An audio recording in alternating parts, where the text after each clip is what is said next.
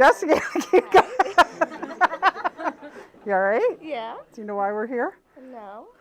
You Oh my gosh. are this month's Daisy winner. Aww. So congratulations. Thank you. From all your friends here. Look at that bag was meant for you. So, that was great. So I am going to read what was written about you. Okay. All right, you ready? Okay, I am. All right. So this was your nomination. And it says, being a nurse, we take on many roles. A therapist, a teacher, a teammate, a family liaison.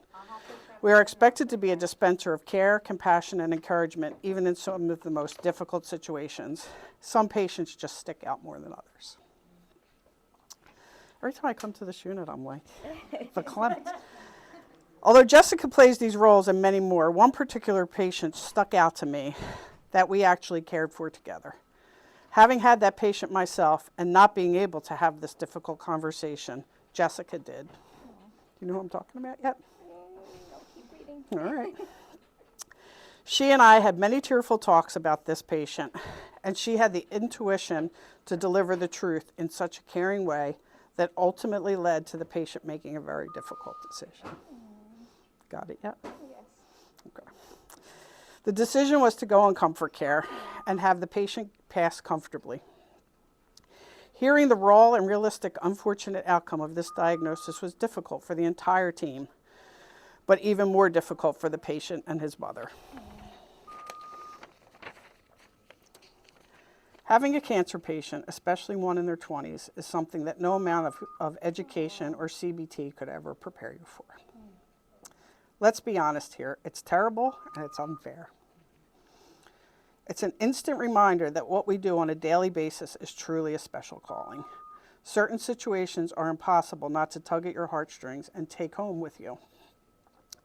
The Daisy Award states a nominee displays extraordinary compassionate care. Jessica is the epitome of the Daisy Award.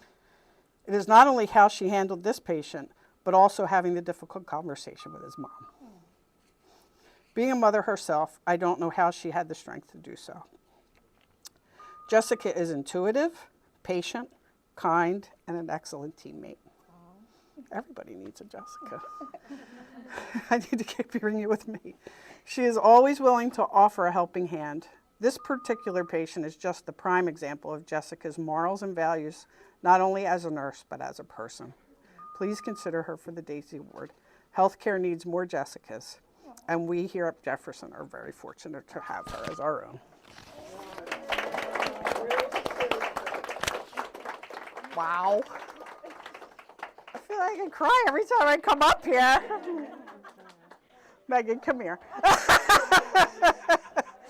I feel like I'm betraying you on some level. But It's her show. so Megan is the person who wrote this for you. Thank you. I think, obviously Jessica, right? Hello. But thank you as well. I think it's really important for all of us to not only pay attention to these things, but celebrate each other, right? I mean, this stuff happens, I know, all the time. And you guys do this all the time. So to take a minute and really spend the time and the effort, and I'm sure heartache to write that, is really meaningful for all of us, and obviously for you. So thank you, but thank you too. And thank all of you for taking good care of her from our nurse residency cohort 1. So we're here because we just presented you with this month's Daisy Award. Yes. Were you surprised to see us? I was. I thought we were all having a meeting. We were. Well, all together. We were having a meeting to celebrate you this month.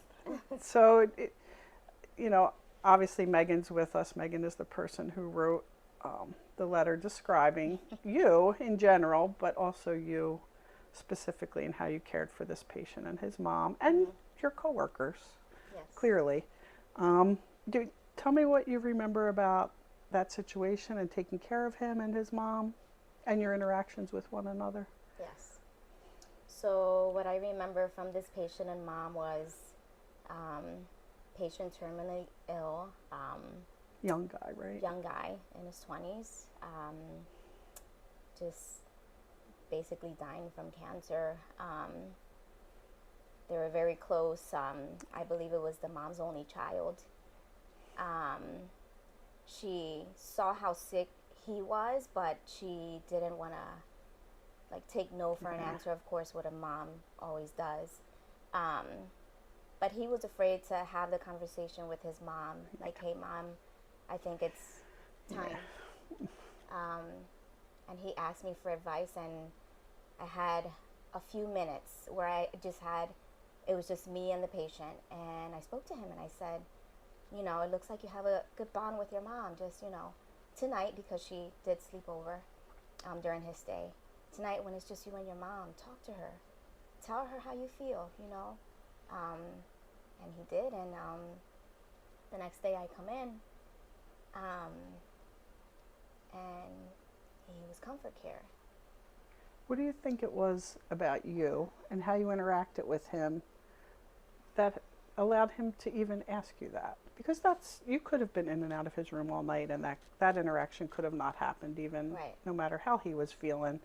But obviously there's something about you and how you were taking care of him that he felt comfortable enough to say, hey, can you help me with this? I think culture. He was Hispanic, I'm Hispanic. There was a little bit of a language barrier, especially with the mom. I think he just felt comfortable with me because of that. And another thing, I was able to communicate with Mom like none of the other nurses could because, again, of the language barrier. But so he felt comfortable with you. Yeah. So talk to me a little bit about what you guys experienced together, because you really eloquently described that, Megan, about what it was like, because this is a terrible situation, right? Nobody's coming to work and, you know, hopping in here thinking, oh, this feels good to us. Like, this is really hard for everybody, and in different ways for all of us, right? But what was it that struck you so much? I had the patient a few days prior, and I always, it's probably a blessing and a curse, but I always follow up, like, oh, how's that patient doing? And he stuck out just because he was so young, and the situation was just so terrible. I believe he had a child of his own as well, He did. you know, all the little things just pull more at your heartstrings. So Jess had the patient, how's he doing, you know, and she's like, I remember you said, you're like, I went home and thought about him all night, and someone needs to have the conversation with him. And I feel like everyone, every doctor, every specialist, everyone who went in the room knew what the outcome was going to be, but no one had the heart, including the doctors, to actually say, like, you will not get better. The end is what it's going to be, and do you want to be comfortable, or do you want to continue with, you know, getting stuck? And he was refusing certain meds, and it was almost torturous at that part. So I remember us having a conversation in the med room, both of us, with tears. The most important place on a unit. And she's like, I have to do it. I have to tell him. I have to tell him, no matter how hard it's going to be. And I was just like, how could you do that? Like, especially with just being a mom and stuff, I just feel as though it makes it, you know, 10 times harder to put yourself in that position.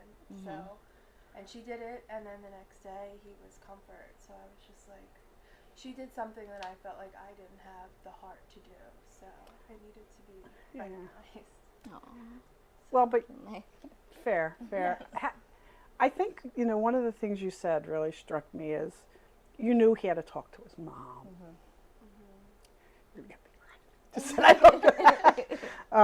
Like that was, he wasn't going to probably be able to make this kind of decision until he had some kind of conversation with his mom and they felt okay together about it. I'm sure other people, I mean, Megan just talked about how everybody knew this needed to happen, but you clued in on, I think, probably for him what was in some ways the most important part. He had resolved it for himself, but he hadn't resolved it for his mom. How did you, like, what made you think about that and be so persistent with him and perceptive, frankly, to say, hey, you know, let's talk about this? Because he clearly was open with you and vulnerable with you. So I remember him having conversations with his mom about let's get other specialists. And I would look at him, and I almost felt that he just wanted to say, Mom, I just can't. But he just didn't have like the guts to.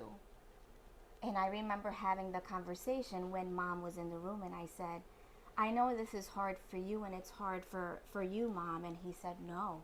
He said, it's hard for me, but it's harder for my mom. And I said, I get it. Yeah. I get it. Yeah. Well, I mean, just amazing, right? I mean, we talked a little bit about that. You were from our first cohort of nurse residents. So you've not been a nurse for, how long have you been a nurse? Almost 4 years. So 4 years. Yes. You know, obviously within 4 years, which isn't really a long time for old people. Yeah. You know, you have clearly cultivated such a skill and a perception for really being able to hone in on what's important for a patient, because we could have probably taken care of this patient for months, right? And done all the care that he and she and his mom needed. But you were able to really zero in on what he needed most then and what his mom needed most then. You know, what do you think allows you to do that? Just as a person, certainly, and, you know, Megan pointed that out, which I think was, you know, really important, but also as a nurse. Because you could have not done that, and no one would have faulted you for that. Right. I guess, I don't know. I guess being a nurse, you have to be a people person. You have to be able to put yourself to the side and say this is what needs to get done, and just do it, you know. Yeah. Well, you clearly are able to do that, and you know, again, Megan said it best. You know, we're so lucky to have you, and you know, thank you for what you do, and thank you for what you do. You know, it's so important that our jobs are hard. You guys do really hard work every single day in all different ways, but you know, these kind of things really do. You take it home and you think about it, and you think about all these people, and you know, you want to feel like at the end of the day you did something good. You, my friend, did more than that. Thank you. You know, you do something good every day. This really is extraordinary, and you know, I hope that you'll always remember that as you know, go through your work day and maybe get frustrated at times with different parts of it. Well, when your other friends do. You know, it's really important to kind of remember these things, because you guys do this kind of stuff every day. You know, you make such a difference with just those conversations and the things you say to people, and that people are able to open up to you in ways that they can't always with their families, or they can't always with their loved ones, because you present something completely different, and you really are a beacon in that way for people, and you clearly were for this family. Thank you. You made such a difference in this gentleman's end of life, and certainly on his mother's, you know, ability to move on after this. So, you know, thank you both.